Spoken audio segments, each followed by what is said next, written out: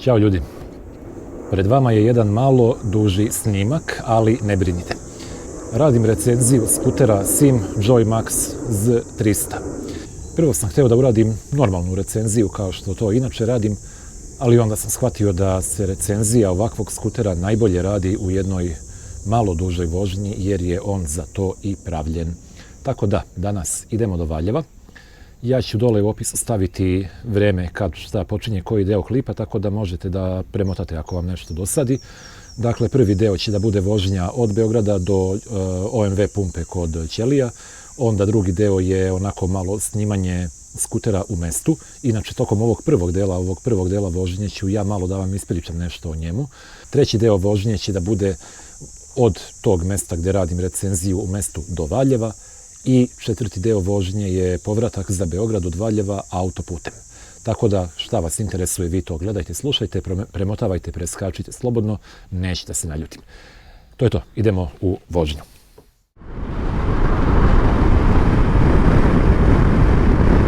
Dobro jutro, evo nas u novoj recenziji, evo nas u novoj vožnji, evo nas na novom skuteru, kako god hoćete. Sim Joy Max Z300. Nova zverčica koju sam uzeo da testiram i da malo snimim. I prvo sam mislio da snimim onu običnu recenziju kao što to inače radimo, jel da? Kao što smo svi navikli. Međutim, nekako bih više voleo da iskoristim ovu situaciju kada imam slobodnog vremena da napravim jednu pravu vožnju. Jer ja mislim da je ovo skuter upravo za ovakve vožnje u koju sad idemo. A kakva je vožnja u pitanju? U pitanju će biti ovaj put vožnja od Beograda do Valjeva. Do Valjeva, kao što znate, postoji više puteva. Jedan od njih bi bio autoput Miloš Veliki, ali autoput je dosadan. I na ovako nekom skuteru, verujte mi, autoput ne bi bio nikakav izazov. Ništa tu ja ne bih snimio. Wow, da sad kažemo, iznenadio nas je, neće nas iznenaditi, verujte mi, vozio sam ga juče i autoputem i po gradu i svuda. Ovo je skuter koji sasvim lepo podnosi autoput i bit će naravno snimak, ali ono gdje bih ja voleo da ga isprobam je upravo Ibarska magistrala. Zašto magistrala? Pa zato što nam je tu bitno ne samo da održavamo brzinu od 80-90, nego i da možemo da ubrzamo sa 60 na 90 brzo i da možemo brzo i bezbedno da pretičemo i sve to. Znači, ipak je ovo okruženje gdje bih ja voleo da njega stvarno testiram. Throttle lock kao i ranije tu, hands free, naravno glupiram se, neću to da radim. Ali, evo, i kad smo već kod stabilnosti, i kad smo kod toga da se ništa ne trese i da ništa ne beži levo desno, kao što vidite, savršeno. Šta da vam kažem, vidite brzinu, vidite kako vozimo, vidite na koliko obrtaja vozimo, znači ovo je jedva nekih pola gasa, ja mislim. Ajmo sad malo na uzbrdici, malo jači gas, čisto da, kad sam već pretekao čoveka, da ne usporavam. Ali on drži ovih 100-110 lagano na pola gasa. Kao što rekoh, juče sam ga vozio malo autoputem, prija mu autoput, mogu da kažem, prija mu brzina od nekih 120, na primjer, meni ne prija, tako da nisam mnogo dugo vozio tom brzinom, ali eto, ako treba, može. Sad, sjećate se da sam ja za Joyride govorio da nije baš nije baš za autoput, ako bih morao, mogao bih i tako dalje, ali ne bih ako ne moram. Kod ovoga ja mislim da bih pričao malo drugačiju priču.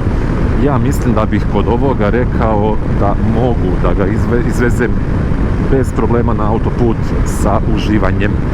Sad, tom uživanju, kompletnom uživanju, stoji na mestu jedna stvarčica, a to je ovaj vizir koji nije loš, nije loš, ovo je u spuštenom položaju, može da se podigne ručno pomoću alata, ključeva, šraf-cigera i tako dalje, isto kao na Joyride. Znači isto skinete ovu plastiku, odšrafite dva zavrtnja, ovdje dva ovdje, podignete vizir u drugi položaj, vratite te zavrtnje, vratite plastike, zašrafite ih i to je to.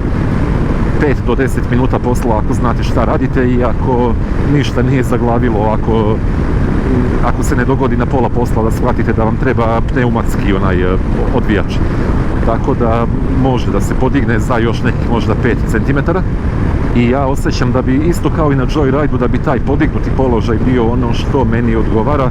Mene je iskreno mrzelo da to radim. Druga stvar, ipak je ovo test model i nisam hteo ništa tu ja da modifikujem, pa čak ni vizir. Jednostavno nekako vozim ga, sipam u gorivo i to je to.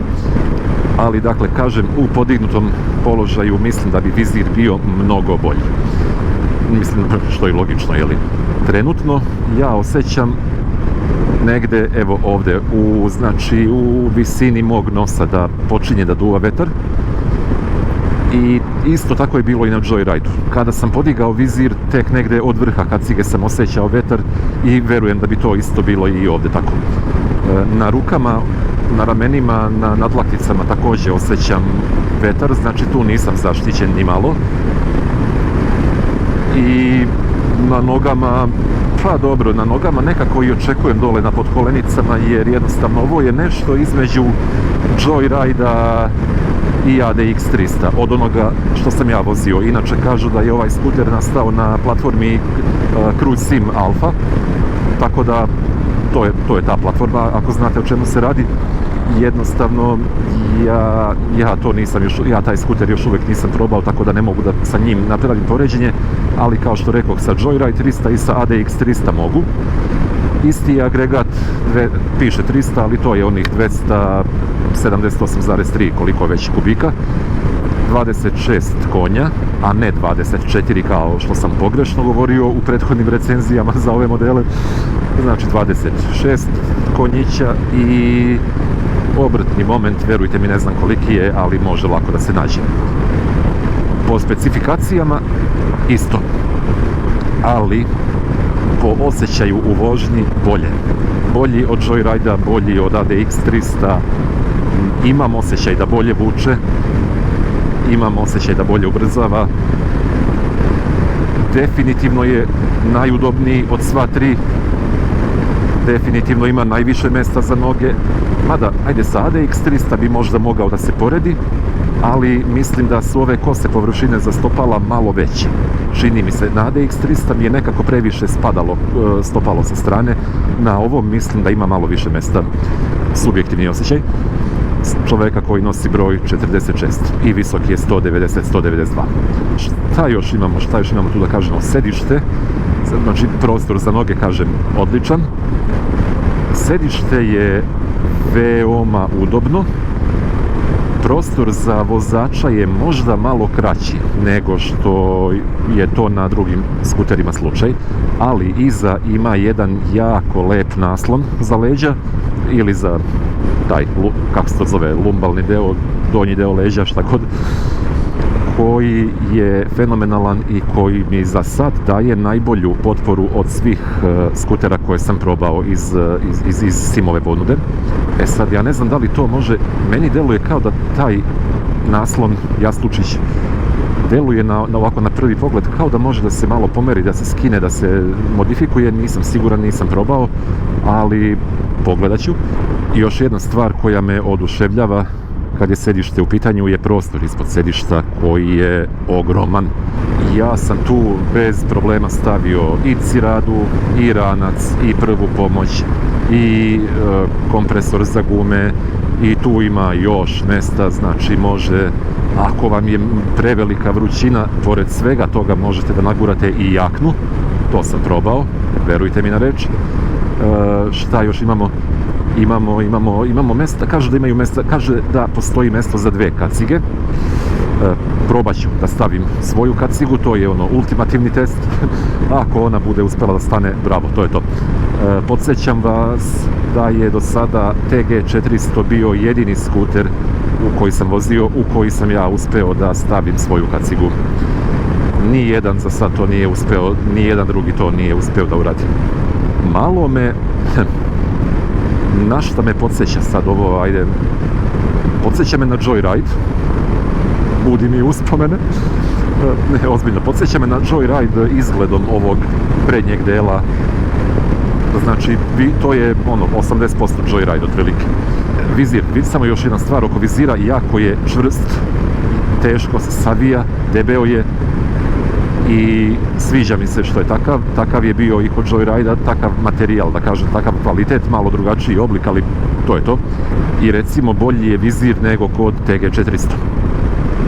ADX 300 i ADX 125 i nemaju vizir praktično, tako da sa njima neće ni da ga poredim. Display, veliki, ogroman, pregledan.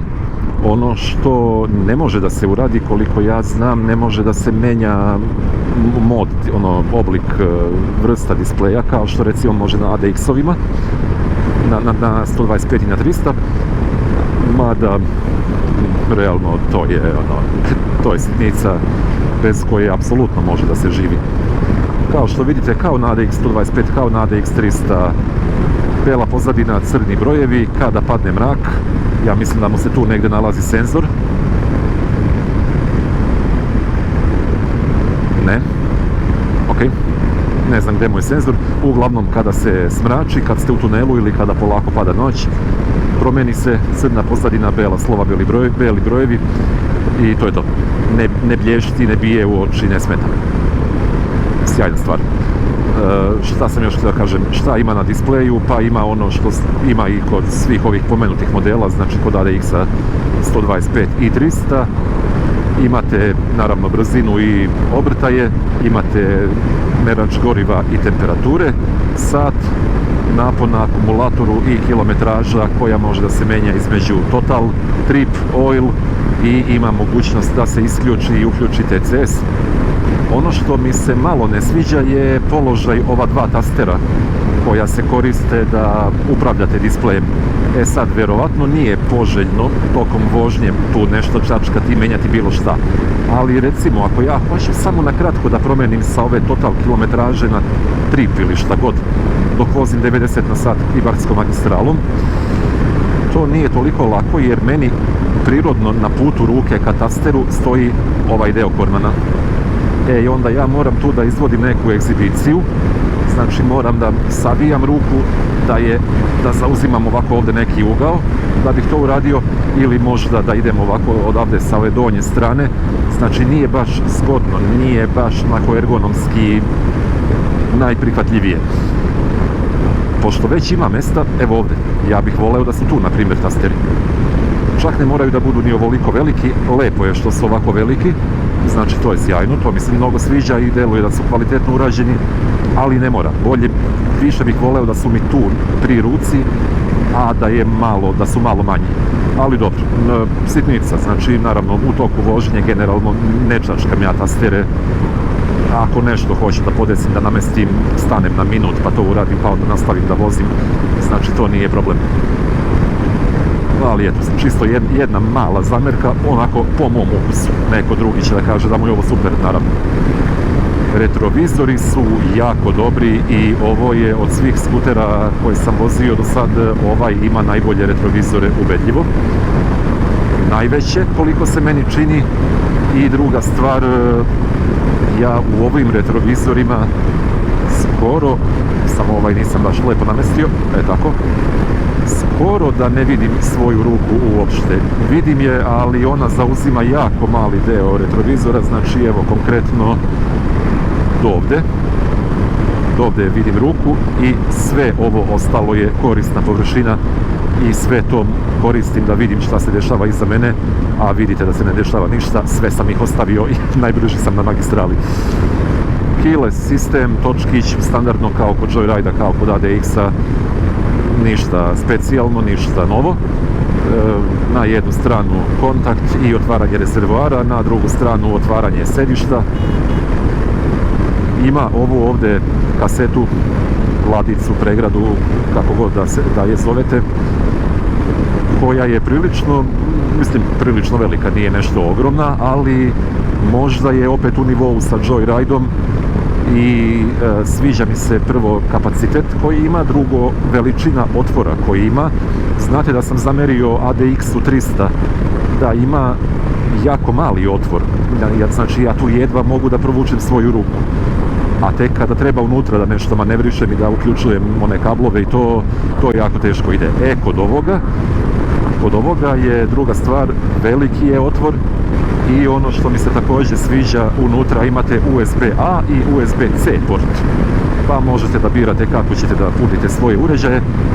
Ja verujem da mogu da se priključe i oba u isto vrijeme, pa da recimo punim i telefon i baterije od kamere, na primjer. Sad, pošto će ovo biti jedna ne jako dugačka vožnja, ali prilično dugačka i popunit će aha, vidi ga, promeni se na tamno, ne znam zašto, zašto sunce je za oblak, vjerovatno. Evo ga, sad se opet, ok, šta god izgleda, a čekaj, a kad sam ti ja stavio ruku, to ti nije smetalo, mislim. Ok, kako god, ne znam zašto je nemoguće da mu je zalazak sunca za oblak toliko promenio nivo svetlosti da je potamneo, ali ajde, ok, kako god, meni ne smeta. Malo mi je odvuklo pažnju, ali dobro, sad znam da se to dešava i sad ću da budem spreman. Što se tiče neke brzine, ovo je ovih 80-90 savršena brzina za ovakve skutere, kao što je bila i za Joyride, kao što je bila i za ADX 300, i za TG 400, znači na ovih 90 na sat se osjeća on i osjećam se ja sjajno. On ide na 5000 obrtaja, znači to jedva da se zagrejao malo. Što se potrošnje goriva tiče, verujem da će biti fenomenalna. Rezervoar je oko 12 litara, kažem oko, jer zvanični podatak kaže 12, ali tu je uvek ona cev koja ide od samog rezervoara do gore, do ovog dela gdje se sipa gorivo, i tu opet stane malo više, verovatno, što je super. Tako da tu, ajde da kažemo, oko 12 litara goriva možete da stavite u njega, a potrošnju ćemo da vidimo. Sad, potrošnja u ovom režimu vožnje verujem da će da bude smešna. Ja mislim da ću moći da izvučem oko 3 litra. Jer, kažem, to je agregat kao što je kod Joyrida, a ja sam na Joyridu izvlačio 2,76 u par navrata, upravo pri ovakvim vožnjama magistralom na 80-90 na sat. Tako da ne vidim zašto bi na ovome bilo drugačije. S druge strane, on mi deluje mnogo onako gabaritnije, moćnije, veće od Joyrida, više prostora ispod sedišta, udobnije i sve to. Deluje kao veći skuter i onda ja bih mu oprostio čak i malo veću potrošnju. Znači, ne bih se ljutio kada bi mi potrošnja na magistrali bila, na primjer, 3,5. To bih mogao da podnesem. Sve preko 3,5 već ne bih, ali dobro, mislim da neće ni biti toliko. Sad, dobro, ovo nije 71 km kao što vidite je trip od posljednjeg sipanja goriva, znači nije baš sve bilo ova magistrala, bilo je tu malo i beogradske vožnje, bilo je tu malo i autoputa, malo, ali ajde da kažemo da će biti zanemarljivo u odnosu na ukupnu kilometražu. A ukupna kilometraža će biti na magistrali i tamo onda onim putem od Lajkovca do Valjeva. Ima prilično dobre držače za putnika, za suvozača, koje ćemo snimiti. Ono što nema je, nažalost, kao i kod ADX 300, kao kod ADX 125, kao kod TG 400, nema držač za kofer. Ne znam zašto, ne znam koliko to može da košta, 100 evra, ako kupujete vi kao fizičko lice na nekom AliExpressu ili tako negdje, ili u nekoj lokalnoj radnji. Koliko fabriku to može da košta kada radi masovno, verujem trećina od toga, ako ne i manje. Nemam pojma zašto to ne rade, zašto to ne stavljaju kao i štitnike za ruke. Nema štitnike za ruke. Zašto svaki skuter ne može da ima štitnike za ruke, meni to nikad neće biti jasno. Koliko može da košta komad plastike da se ovdje zakači, ne znam, stvarno.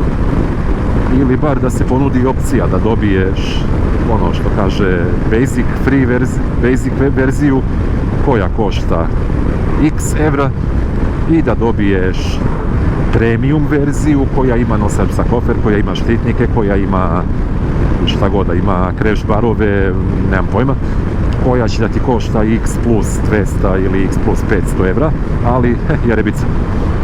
Ali da postoji ta mogućnost i ne samo za Joy Max i ne samo za Sim, za sve skutere uopšte, za sve motore. Jer jednostavno neko, ok, na ovom skuteru konkretno, ovo bi meni završilo posao bez ikakvog kofera lagano i još da mi ostane mjesta ispod sedišta, to vam garantujem, znači pokazat ću vam koliko je sedište, pokazat ću vam koliki je prostor. Kad bih ovo vozio, meni kofer ne bi trebao, ali najozbiljnije. Možda, kad bih se malo potrudio, možda bih čak uspeo da spakujem i kacigu i ranac ispod sedišta i da onda stavim ruke u džepove i odšetam od skutera kao gospodin čovjek, ali i da nije tako, ono što je meni bitno to je ranac i neka dodatna oprema i cirada, kišna garderoba, to sve može da se stavi ispod sedišta najnormalnije. Ovo je uživanje voziti, to moram da vam kažem. Znači, u poređenju sa svim svojim konkurentima, znači ono što je iz iste kategorije tipa Joyride 300, ADX 300, usudit ću se da kažem i TG 400, ovo je po meni za sad najbolja stvar koju možete da dobijete. Probat ćete, vidjet ćete, imaju test model u Eurosumaru, tako da može da se provoza, može da se isproba. Mislim, ovo je upravo test model, tako da, to je to. Prešao je neki oko 2000 km, tako nešto, tako da je razrađen, spreman za svakakve režime vožnje. Ja sad jednostavno nemam ni mogućnosti da isprobam baš onako do kraja, do limita da ga guram, a nema ni potrebe. Mislim, njemu je limit nekih, kao i kod Joyride, nekih 140-150 po brzinomeru. Znači to kad izađete na autoput, pa ako verujete da brzinomer krade 10% i da će kamere da ignorišu to što vozite recimo nekih 140 na sat realno, ok, možete da probate tako nešto. Ja to neću raditi, mislim u povratku od Valjeva ću da idem autoputem i tu ćemo da vidimo da on može da vozi najnormalnije 120-130, ali sve preko toga mislim nema potrebe. Sad ne mogu da demonstriram ni kako izgleda kod tih preticanja na magistrali, jer ko za inat svi voze 80, svi voze kako treba da se vozi i onda sad ja ni nemam tu nešto mnogo prostora, kao što vidite ide i kolona u susret, više manje non stop. 7 sati je ujutru, ljudi idu za Beograd na posao, tako da nije baš, s te strane nije baš najzgodnije vreme za vožnju, ali opet u ovom smeru nema velike gužve i ovo malo što ima, kažem, evo vozi se oko 80, tako da je to sjajno. Ali evo recimo, mene sad nervira ovih 79 na sat, zavrćem gas, ode jedan, drugog nećemo, pošto nam ide neko u susret. Sad ćemo, aha, ovdje ima skretanje levo, tako da ćemo tu malo da pričekamo, ali evo recimo 60 vozimo i sad kad zavrnem gas, sad do kraja, to je to ubrzanje od 60 do 90 koje je meni bitno na magistrali za preticanja i za tako te stvari. I sad možemo dalje da nastavimo normalno. Throttle lock za ovakve stvari, za ovakve vožnje i ovakva putovanja, fenomenalna stvar. Znam da nije potpuno bezbedno. Evo, sad ne puštam obe ruke sa kormana, držim ga, nemojte da vičete na mene. Znači, tu mi je ruka, samo malo ako hoću da je odmorim, to mogu da uradim i onda je vratim nazad. Jer ako vozite 2, 3, 4 sata u kontinuitetu, to može da znači. Mada ja kažem, za ovako neke brzine ja i ne moram da držim gas nešto zavrnut do kraja, malo ga samo lagano zavrnem i to je to. On ima zadnje ovo vešanje koje je podesivo, ne znam na kom je trenutno nivou, na kom položaju, ali on meni nekako mnogo previše osjeća ove neravnine, a baš na ovom delu magistrale je put očajan i sve je gori iz mjeseca u mjesec. Novogradnja, šta da vam kažem, tako da je malo bih voleo da je onako mekše pozadi, možda za jedan stepen voleo bih da vidim kako izgleda. Nemam pojma, nekako mi mnogo udara i mnogo baš mi se nekako, nije da mi se ne sviđa, samo eto osjećam više te stvari nego na primjer na Joyride-u. Na Joyride-u mislim da je to bilo malo ublaženije, možda je samo podešavanje pozadi bilo drugačije, ne znam. Ono što je na ovom skuteru super je što se osjećate onako moćno i veliko. U gradu, u saobraćaju, ja sam stekao utisak, znači to je čisto subjektivno, da sam na njemu malo niži nego što sam recimo bio na Joyride-u. Pogledat ću baš kolika je visina sedišta i kod jednog i drugog i napisat ću to na ekranu. Ali kažem, moj utisak je da sam na Joyride-u imao malo višu poziciju sedenja. Sad ima tu još jedna stvar. Joyride nije imao ovako dobar naslon i potporu za leđa. Tako da sam na njemu ja bio primoran više manje da ispravim kičmu i da sedim, pa to je to. Znači kad se ja ispravim i kada ovako sedim, sad sam ja dovoljno visok i sad je meni ovo super. Na ovom, sa ovim naslonom ja se razmazim, zavalim se nazad i onda jednostavno ja sam sebi smanjim tu visinu gdje mi je glava. Ovako jeste udobnije, jeste onako onaj touring položaj.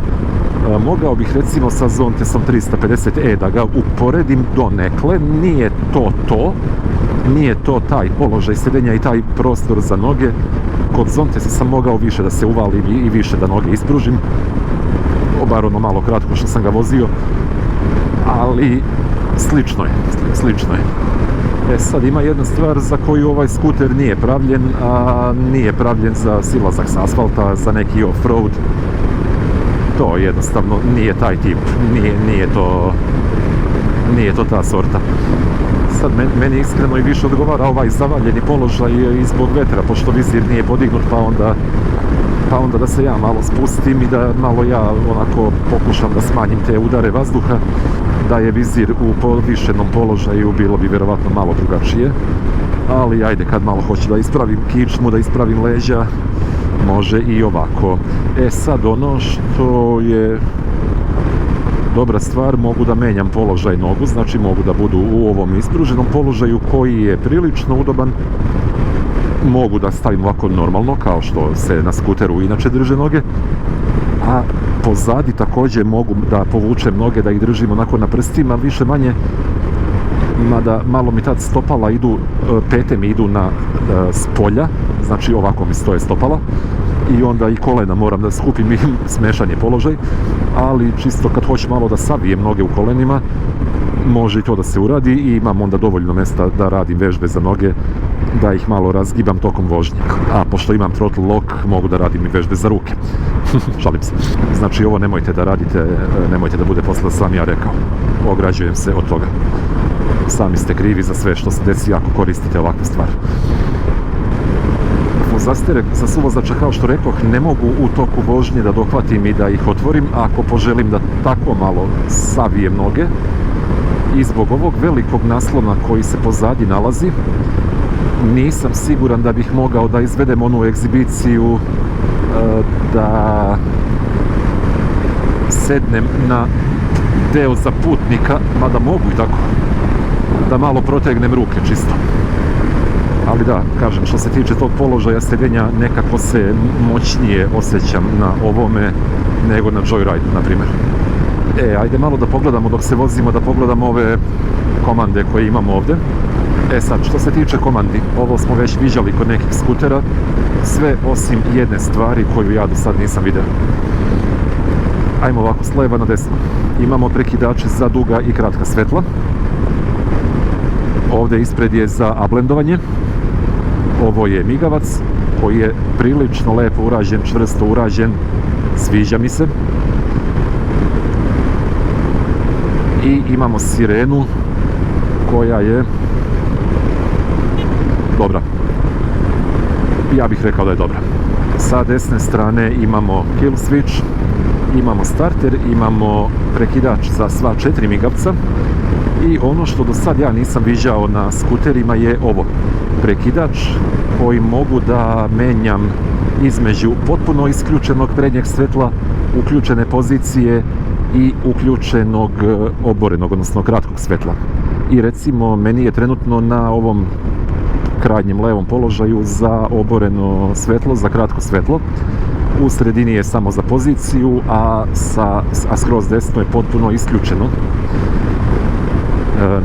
Ne vidim poentu tog prekidača, da budem iskren. Jer ako niste dovoljno upoznati sa skuterom i sa njegovim komandama, može da vam se dogodi da slučajno to isključite i da vozite bez svetla, što nije ni bezbedno ni legalno.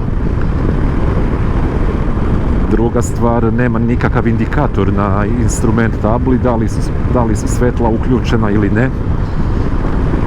Ne znam, nekako mi je, šta znam, nije mi to potrebno, nema mesta takvom prekidaču na skuterima i na motorima.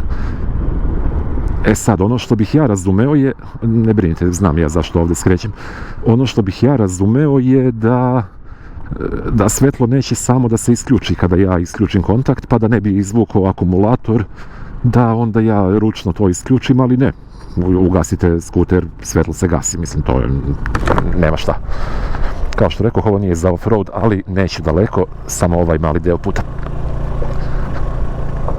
Dobrodošli na stari gvozdeni most blizu Lajkovca, koji je nekad davno korišćen za drumski saobraćaj, a sad je, kao što vidite, zarastao i ne koristi se osim možda za pešake i bicikliste, mada da se ja pitam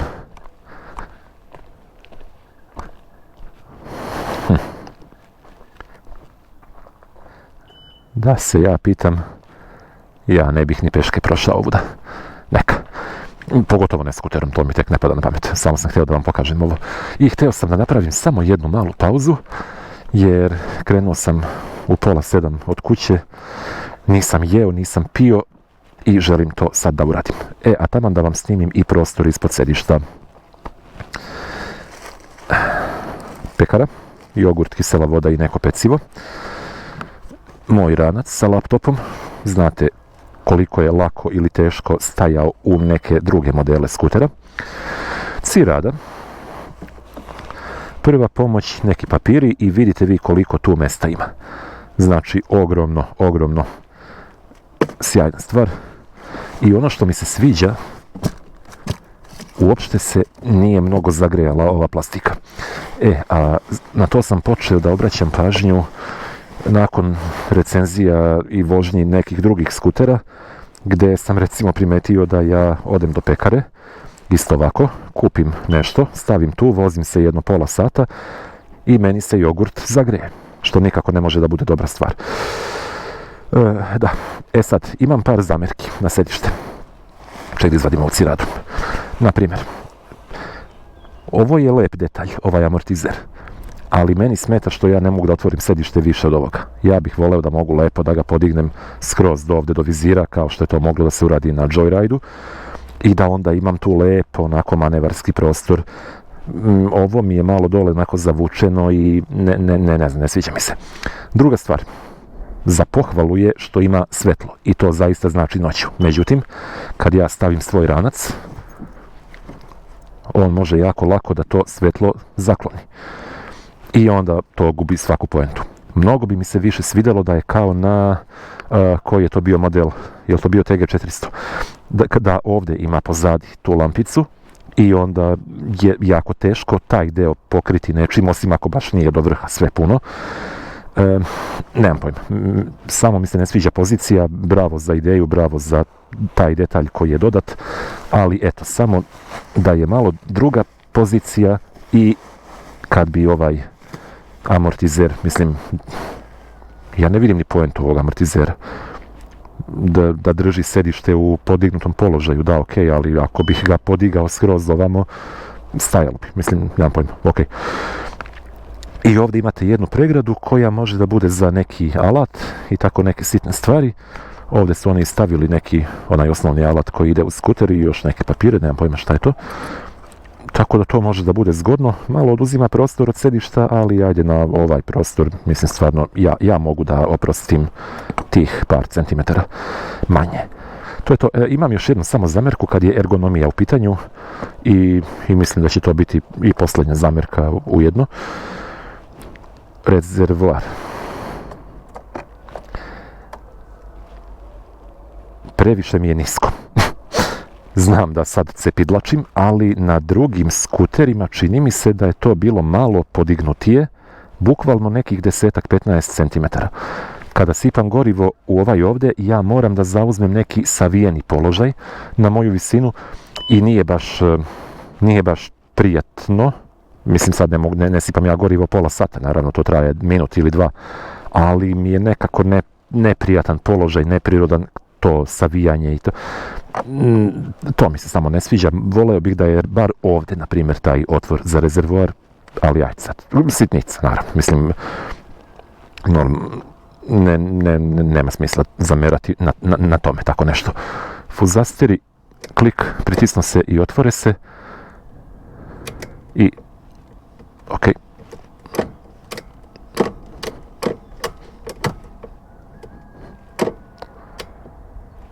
Aha, ok, mislio sam da sam ga pokvario. Znači, kada ga zatvaram, ne gurnem do kraja, jer će on ponovo da se otvori, nego samo do ovog prvog klika, i onda on ostane. Dobro je znati. To recimo nisam znao, vidite. Evo malo naprijed da ga snimimo. Vidite, to je recimo kad je uključeno i kratko svetlo i pozicija.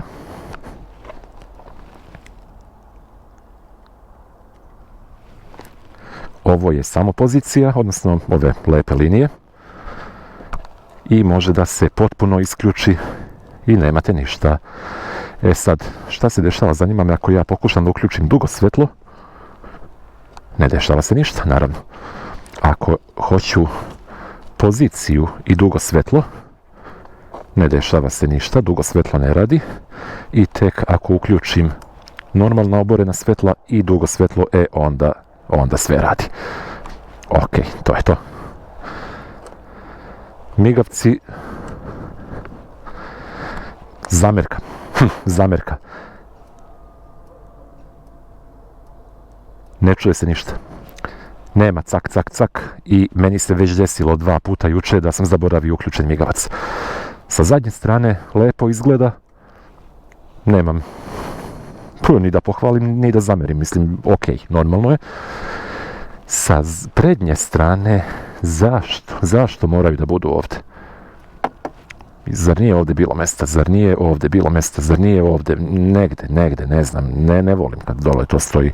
Tako je bilo kod Mustanga, tako je bilo kod, beše, ADX 300, nemam pojma, mislim, meni se ne sviđa, ne znam, vi kako hoćete. Točkovi napred, 14 inča, ja bih voleo da su malo veći, jer njemu bi mnogo lepo stajali točkovi od nekih, bar 15, a 16 bi bilo savršeno. A pozadi imamo 13 inča. Tek tu mislim da bi moglo da se stavi nešto malo veće. Ali ajde, vjerovatno fabrika ima razlog zašto je to tako uradila. Ova zaštita na auspuhu je vruća je, ali evo ja mogu da spustim ruku na par sekundi i čak i nakon ovih sat vremena vožnje. Tako da ako slučajno pipnete nogom ili nečim, neće vam biti ništa. Ovo ovdje je ovo je zanimljivo, neka gumena zavesica koja verovatno služi da zaštiti ovdje motor i sve ovo od nekih prljavština i zanimljiva stvar, to nisam viđao kod drugih modela. A evo vidim i sa ove leve strane da ima isto nešto tako. Da, evo i ovdje ima neka guma, mislim, ništa čvrsto, ali dovoljno da malo neku vodu i prašinu verovatno zadrži da ne ulazi unutra. Sad ne znam zašto nema i sa ove strane ovdje, verovatno bi bilo mnogo blizu auspuhu, ali eto, zanimljiv detalj. Sviđa mi se. Ovako, estetski, vizuelno, skuter je lep. neki hibrid između Zontesa 350 i nekog ADX modela simovog. Kažem, malo bih voleo da vidim veće točkove, sve drugo je ok, ima zanimljiv ovaj prednji deo, onako malo izlomljen. Da, TCS naravno, ABS to se podrazumeva, to više neće ni da pričam. Držači za ruke, kao što rekoh, veliki, čvrsti, jaki, dobri. Ovdje može da ide neki držač za kofer, to bi bilo jako lepo i to onda može da bude skuter kojim se ide na more. Šta da vam kažem, mislim, meni ne bi trebalo ništa više, eto, da budem iskren. Kočnice, masivne, velike, ručke, retrovizori, kao što rekoh, dobri. Ima ova guma koja štiti ovu ručku retrovizora, verovatno od prljavština, od vlage i svega toga da ne dođe do neke korozije. Nisam vam pokazao ovu pregradu ovdje. Evo, znači, tu je moj punjač za baterije. Tu ima mjesta i za moj telefon. Tu bih mogao možda neku malu flašu vode da stavim. Ok, nije nešto pretjerano velika pregrada, ali ajde, može da završi posao.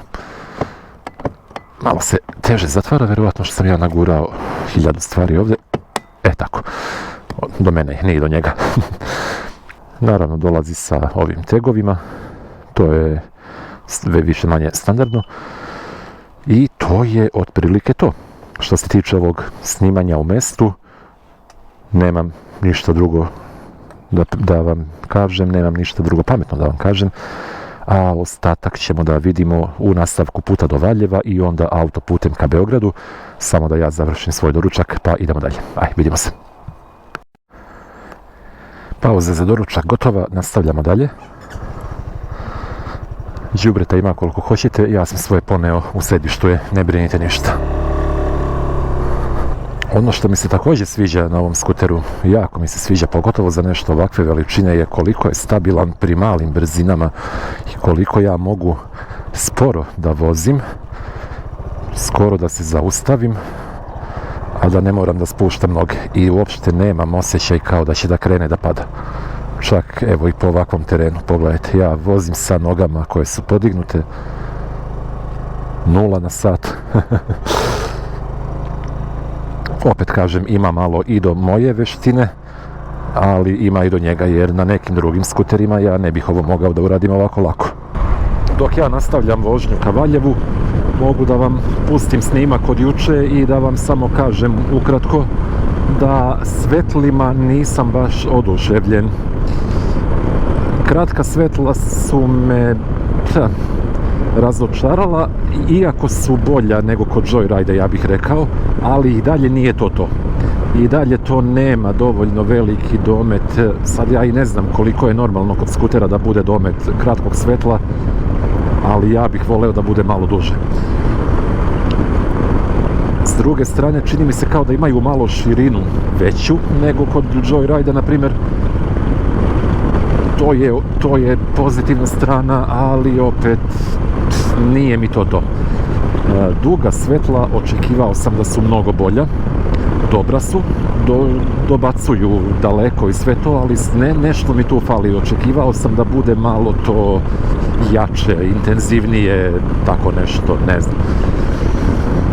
Još jedna stvar, kada skrećem, recimo kada sam u krivinama, nema tu one širine da ja mogu da vidim šta se nalazi u krivini 5 metara dalje, i to je ono što mi nedostaje i što mi fali, ne samo kod ovoga nego kod svih skutera koje sam do sada vozio i za koje sam radio recenzije. I tako vam kažem, za noćnu vožnju nisam baš siguran da bi mi ovo bio prvi izbor. Ali ajde, s obzirom na to da ja ne vozim noću, retko kad, možda par puta godišnje, osim ovako namenski kada snimam neke recenzije, meni bi bilo prihvatljivo i ne bi me to odvratilo od neke potencijalne kupovine ovog skutera. Nemam ja neke krupne zamerke na njega, mislim, ajde to, ne sviđa mi se položaj rezervoara, mislim, sagni se, šta ti kažem. Opet kažem, kada bih ja sada sebi kupovao novi skuter u rangu 300 kubika za moju vožnju, za ono što meni treba, ovo bi mi bio favorit. Od svega što sam do sad probao, a znate šta sam sve vozio, Joyride 300, ADX 300, Zontes 350, ADX TG 400 i evo ovaj. Joy Max mi je za sad favorit po mnogo kriterijuma. Samo da mu podignem malo vizir, da mu stavim štitnike za ruke i to je to. Ni kofer mi ne treba. Sad vidjet ćemo kakva je autonomija i kakva je potrošnja. To je još jedna stvar koju nismo izmerili, nismo snimili, ali ajde, to ćemo polako. I evo jedna sitnica koju sam sad primetio. Ja sam malo pre dok sam vozio promenio ovu kilometražu na trip, znači na ovo.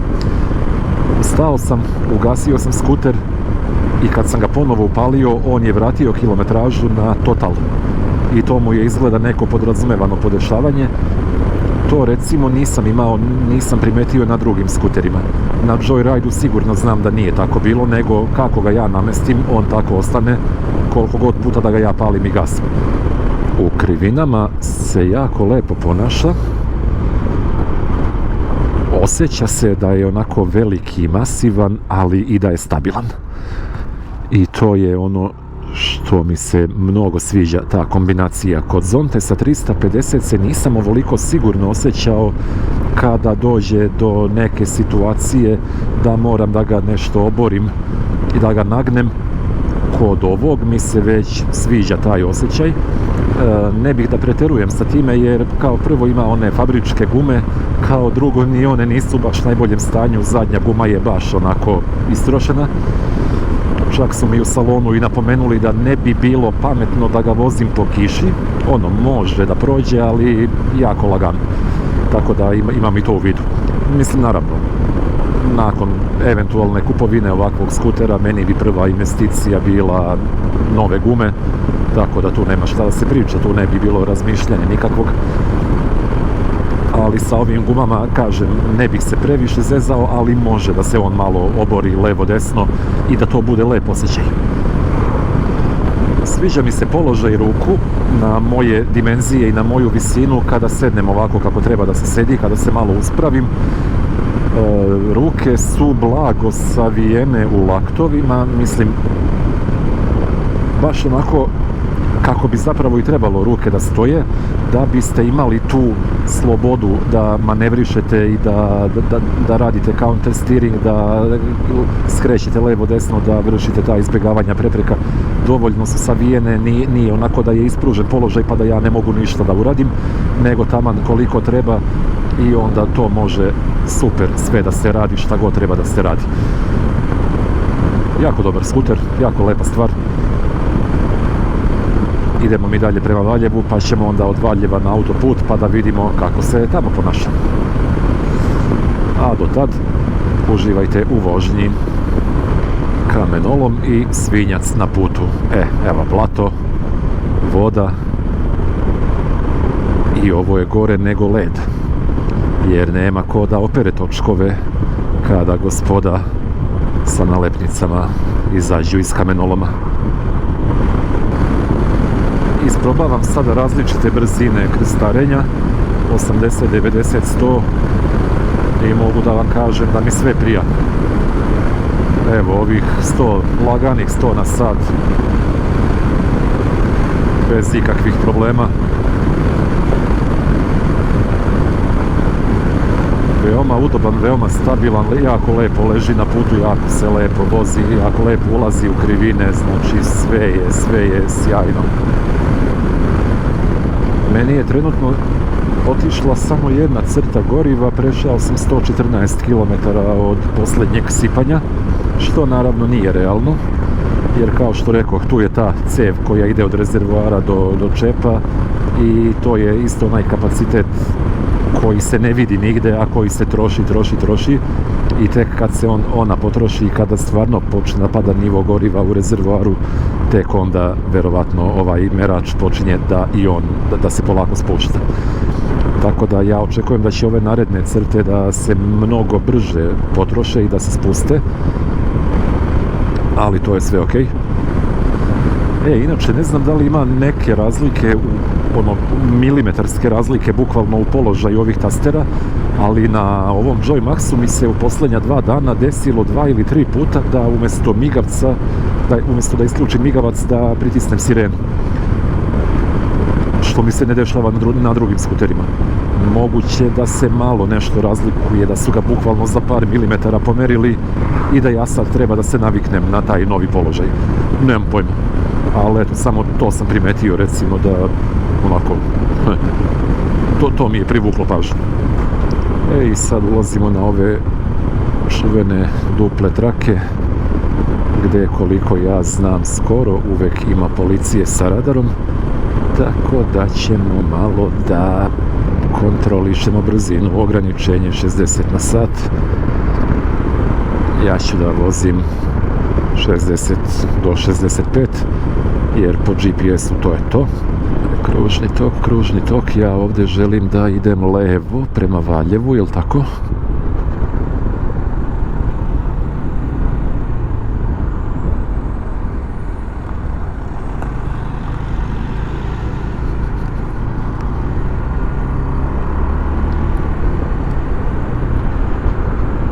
Šta sad ti radiš? Ajde, koju sad traku hoćeš?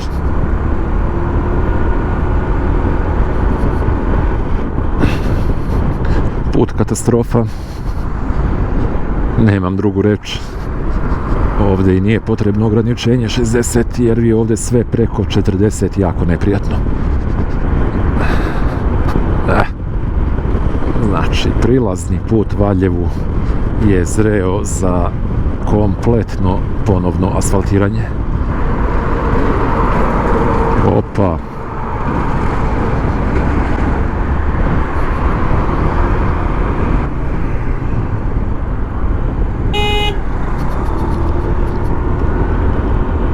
Znači, ovaj ulazak u Valjevo me je umorio više nego vožnja magistralom od Beograda do ovde. Prvo zbog ograničenja 60, drugo zbog katastrofalnog puta i treće zbog ljudi koji ne mogu da kažem ne znaju da voze, ali je način vožnje potpuno drugačiji nego onaj haos u Beogradu. Znači, svaki grad ima svoj haos na koji su lokalni stanovnici, vozači verovatno navikli, i to je ono što niko ne razume kada ja kažem, recimo, za Lazarevac, da ja, meni skoči pritisak 15 puta od skretanja sa magistrale do moje kuće u Lazarevcu. I onda niko ne može da veruje kako to voziš po Beogradu, a smeta ti Lazarevac. Da, zato što je Beograd haotičan na jedan način koji sam ja naučio i navikao na njega. Lazarevac je haotičan na potpuno drugi način. Znači, u Beogradu imate gomilu vozača koji ne znaju da voze, u Lazarevcu ih imate također, ali ovo neznanje i ovo neznanje su potpuno različiti. U Valjevu imamo neki treći nivo sistema vožnje na koji se ja nisam navikao i meni je ovih 5-6 km bilo prilično stresno. Jer da je ovakav put sa 2 trake u Beogradu, ja bih znao šta da očekujem i šta može da se dogodi. Ovdje već ne znam. Tako neki osjećaj imam. Ovdje je isto nistova pumpa, ok. Ja sam i dalje samo bez jedne crte goriva, što je super. 127 km. Biće ovo lepa potrošnja. I ja bih baš voleo sad da ga u stvari napunim, da vidim u ovom režimu na magistrali kolika je potrošnja, mada to ne bi bilo realno, to je kao onih 2,76 na Joyride, nije to. Stižemo polako i u Valjevo. Nije lako ni ovom sa kamionom. Brži je od svih ovdje koji voze, ali ne može da prođe. Što volim kad mi se semafor ovako namesti lepo. I to bi, ljudi moji, bilo to. Stigli smo više manje u centar Valjeva. Tako da ovdje sad možemo da završimo drugi deo, treći deo snimka koji god daje po redu. Prvi je bio vožnja do OMV pumpe do Ćelija, drugi je bio ona recenzija u mestu, treći je bio nastavak vožnje do Valjeva i sada će da usledi četvrti deo, a to je vožnja od Valjeva do Beograda. Znam da će ovaj snimak previše dugo da traje, ali stavit ću dole u opisu ovo vremena kad počinje koji deo, pa možete da premotavate, da preskačete u zavisnosti od toga šta vam je zanimljivo. Uglavnom, dobrodošli u Valjevo. Ja sad prekidam snimanje, menjam bateriju, samo da nađem neko lepo i zgodno mjesto gdje ću da stanem, pa onda nastavljam vožnju nazad ka Beogradu. Dobrodošli u treći ili četvrti deo snimka, koji god da je. Izlazimo na glavni put i krećemo nazad ka Beogradu. Sad ćemo da opet malo vozimo ovim uništenim putevima dok ne izađemo iz Valjeva. Onda ćemo da idemo onim putem prema Lajkovcu do uključenja na autoput, pa ćemo da vidimo dalje. Ja trenutno goriva imam previše, tako da ne znam,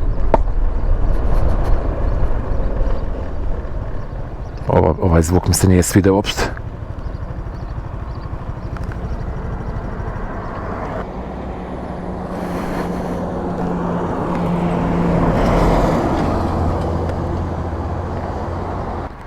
Nešto sam zgazio, nešto je puklo i ja se iskreno nadam da to nije bila moja guma.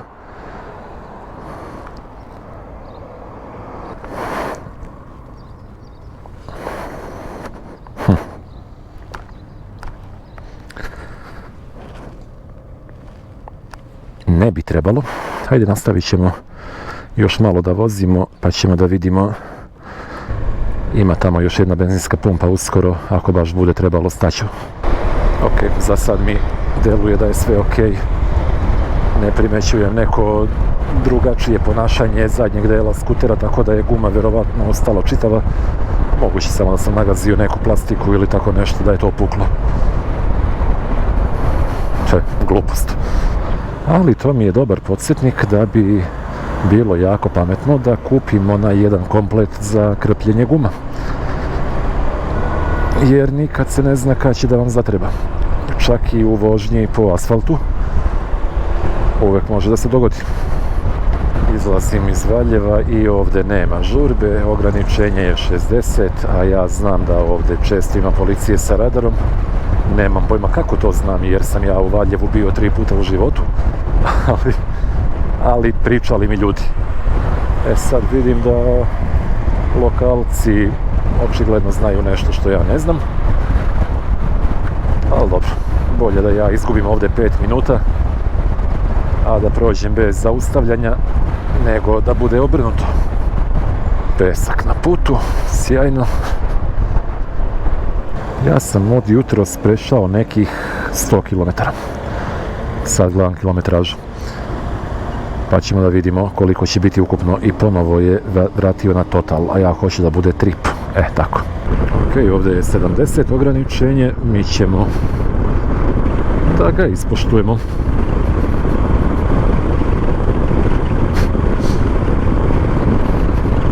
Daska na putu.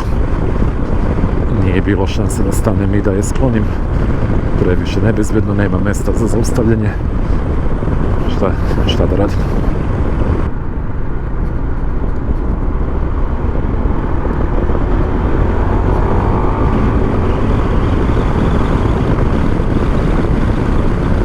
Za ovako neke stvari, ovakva ubrzanja, sjajan. Kao što rekao, bolji nego Joyride.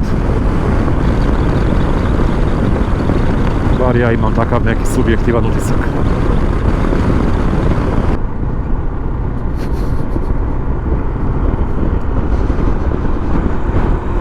Ponovo daska na putu. Šta se bre dešavalo ovdje?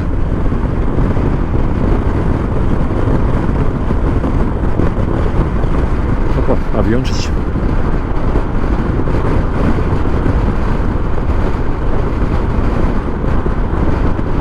Ne znam da li vidite.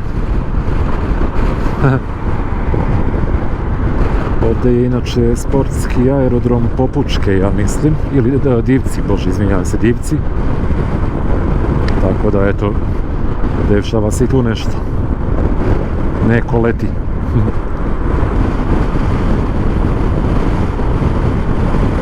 lepo urađen parking, mora se priznati, ima to i toalete, ima kante za đubre i posađeno je neko drveće koje će za nekoliko godina tu da napravi lep hlad. Ok, to je već smislio neko ko ima mozga i sviđa mi se što na ovom putu na svakih nekoliko kilometara ima ovako jedno proširenje. Malo prostora za parkiranje, kanta za đubre čisto za neku mini pauzu. Sasvim dovoljno, pošto već nema zaustavna traka, u slučaju nekog problema nemate gdje da stanete, to je malo zeznuto, ali eto, ako dogurate do narednog proširenja, to je dovoljno. Ponovo me buba neka zvehnula lokaciju, znači ja ne znam šta je sa bubama. Nije da ja nešto dugo vozim, ja vozim nekih, koliko, 2,5 godine, ali nikad ranije me bube nisu ovoliko udarale koliko u posljednjih par nedelja. Znate šta, za ovako neku vožnju od 90 na sat, ovo je idealno. Ovo je savršeno. Samo mi je žao što nisam podigao vizir, ali ajde, ne, previše cimanja. Druga crta goriva mi je otišla. 154 km. To dobro. Do Beograda će izdržati sigurno, a onda ćemo da vidimo. Ako ste gledali recenziju ovog skutera kod Jovana na kanalu Samo skuteri, ako niste, bacite pogled, vidjeli ste da je on uspeo da pređe nekih 300 km i još je imao 2 crte goriva, tako da mislim da ni ja neću imati problema da se vratim za Beograd. Lazarevac, Lajkovac levo, to će da bude na Ibarsku magistralu, mi idemo pravo na autoput. Beograd desno. 50 na sat, stvarno. Kamion iza mene vala ne vozi 50 na sat, tako da ne mogu ni ja. I evo nas na naplatnoj rampi, početak autoputa. Meni treba, ne mogu na ENP, nažalost, ja ću morati ovdje. Samo da vidimo, kartica, hvala. I sad ću ja samo da negdje stanem. Što je ovo nezgodno, nema nikakvo proširenje ovdje nakon rampe. Ništa, staću onda ovdje. Da stavim ovu karticu u džep, da jednostavno ne ostanem bez nje. Tako. To je to i zakopčava se. I to valjda neće nigde da pobegne. Idemo, 4 migavca gasimo, nema nikog iza, idemo dalje. Beograd desno.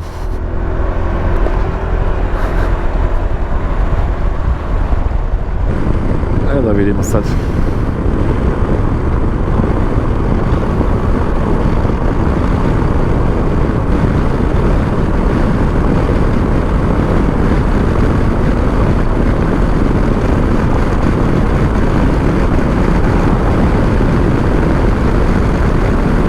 Malo da smanjimo buku, ali evo vidite 120, 130, ne držim ja gas do kraja još uvijek bez problema i također jako stabilan, nikakav problem,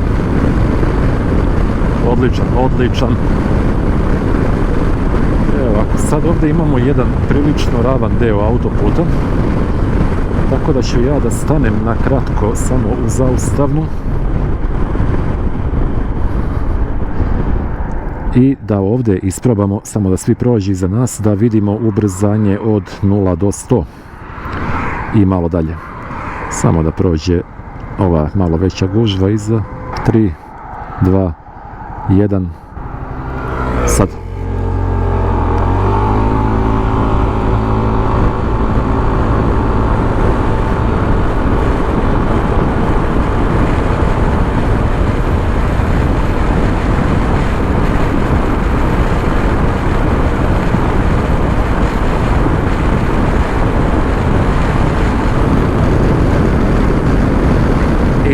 I tako dalje.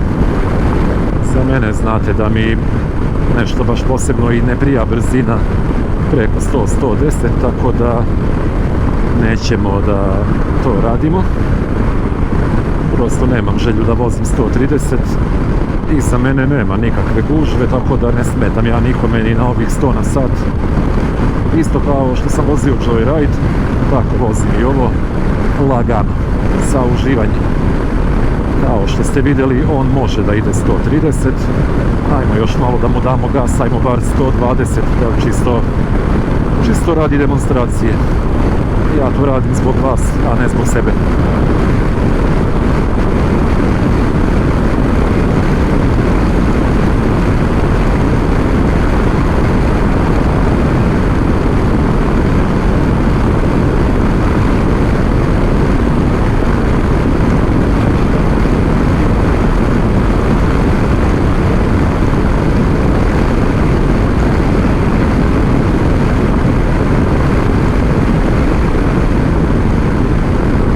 Znači može, ako hoćete, može. Meni je bez veze osjećaj kada vozim 120, 130 i zbog toga što je vizir spušten pa ne udara vetar dosta i velika je buka, a jednostavno generalno ne prija mi ta brzina na 2 točka. A verujem da je i potrošnja mnogo manja na 110 nego na 130. Jer evo, on sad na nekih 6000 obrtaja više manje vozi 110. Ako bih hteo da vozim 130, to bi bilo 7, 7,5, 8.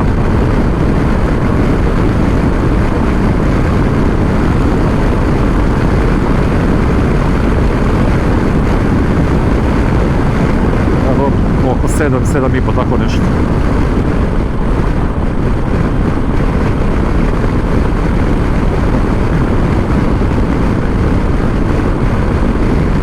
To.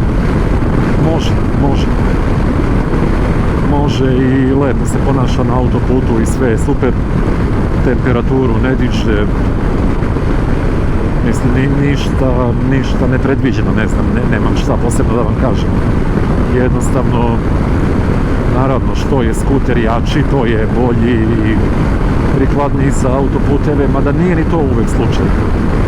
ADX TG400 je jači od njega, više konja, više kubika, ali ja se na njemu nisam osjećao toliko prijatno ni na 100 na sat, a kamoli na 130.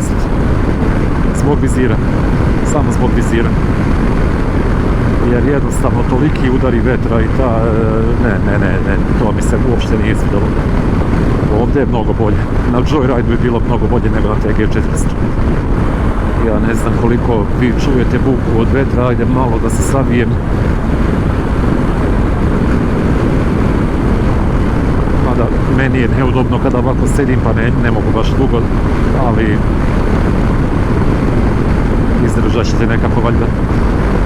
I ponavljam, za ovako neka putovanja i za ovakve vožnje throttle lock jako dobra investicija, da ne morate da držite stegnutu ruku, stegnut gas sve vreme, da možete malo da odmorite šaku. Ispade kao da reklamiram ovaj proizvod, ne reklamiram ga, nemam nikakve koristi od toga, samo eto to je nešto što sam ja video na drugim YouTube kanalima, odlučio sam da probam i stvarno super stvar.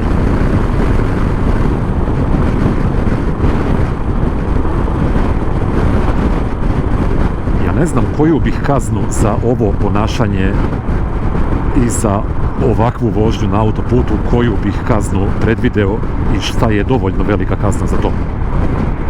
Ta bahatost, ta samoživost, ja ne znam, ja nemam uopšte komentar.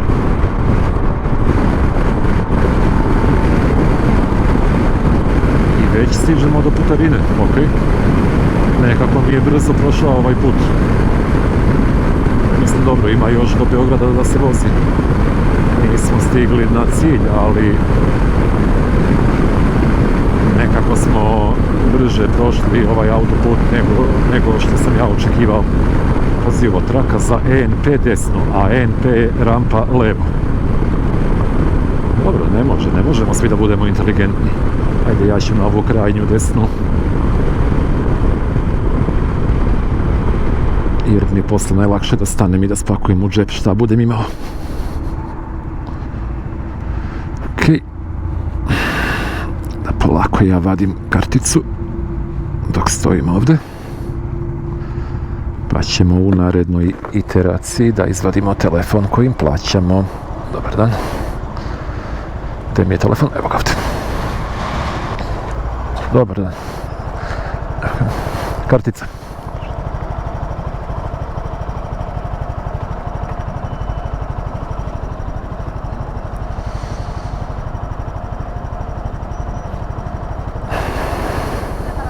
Ne treba, hvala. Prijetno. Ne treba račun, ne mogu ništa da pakujem po džepovima. 110 dinara.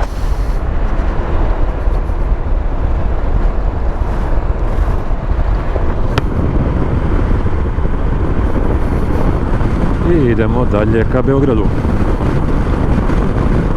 I dalje autoput, samo što više nema da se plaća. Da vidimo na autoputu recimo sa nekih 100 pa do 130 neko ubrzanje sad.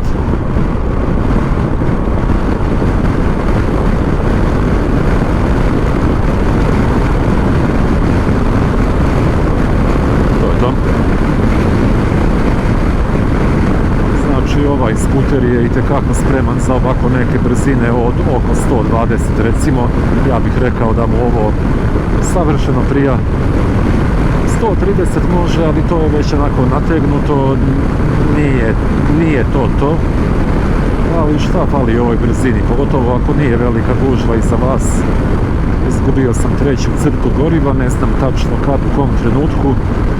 Trenutna kilometraža od sipanja goriva je 204 km. Tako da ćemo da vidimo, ja verujem da on može da pređe još onih 100-ak. Možda ne baš ovom brzinom.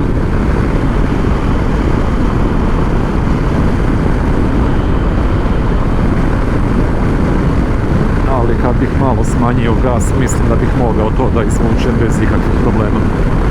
Sad, meni se baš i ne smanjuje gas, jer jednostavno vozio sam koliko, 80-100 km magistralom. Tu je potrošnja bila smešno niska. Ajde sad malo autoputem da je malo podignemo pa da dobijemo neku realnu sliku.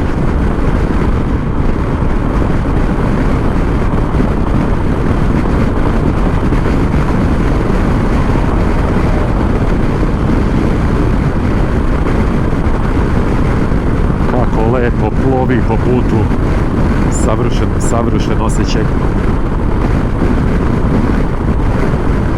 Već kod goriva.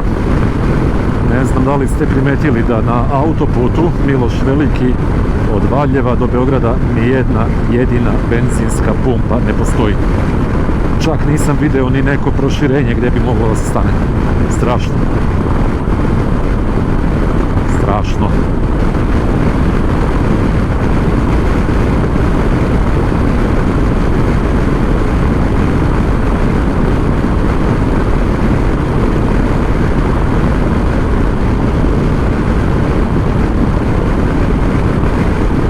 Pa to je to, ljudi, stižem polako i do Beograda, ajde uslovno rečeno, tu je negdje Beograd, Novi Beograd pravo, tamo nećemo, jer imam neki drugi plan, a plan mi je da nastavim vožnju do Novog Sada. Međutim, to bi već bilo previše za ovaj snimak, tako da to gledate u nekom narednom. Možda već za par dana, ne vjerujem da ću čekati do narednog petka jer imam dosta toga da objavim, tako da pratite kanal redovno.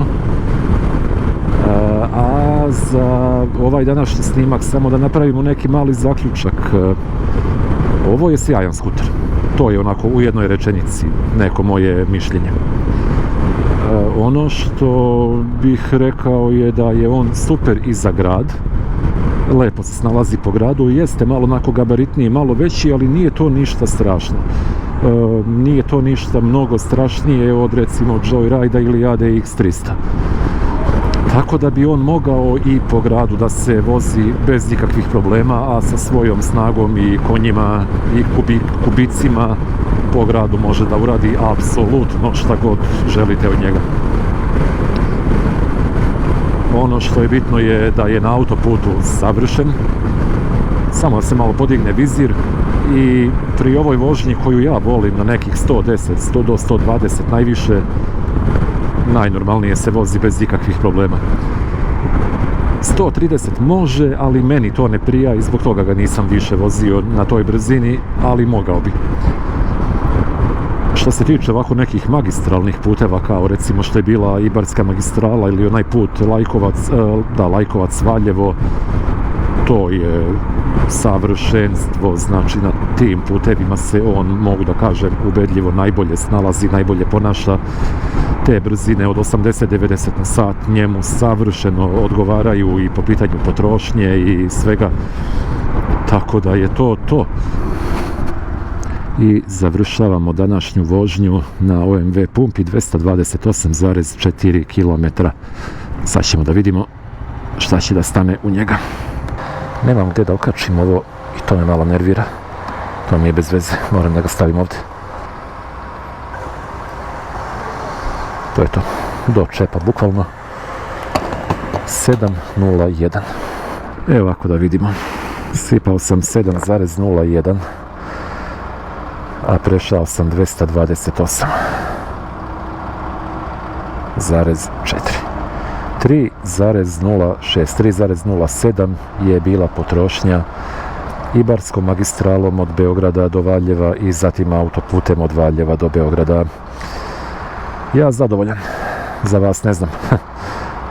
Kao što rekoh, očekivano je da je potrošnja više manje kao kod Joyride-a, tako da sjajno.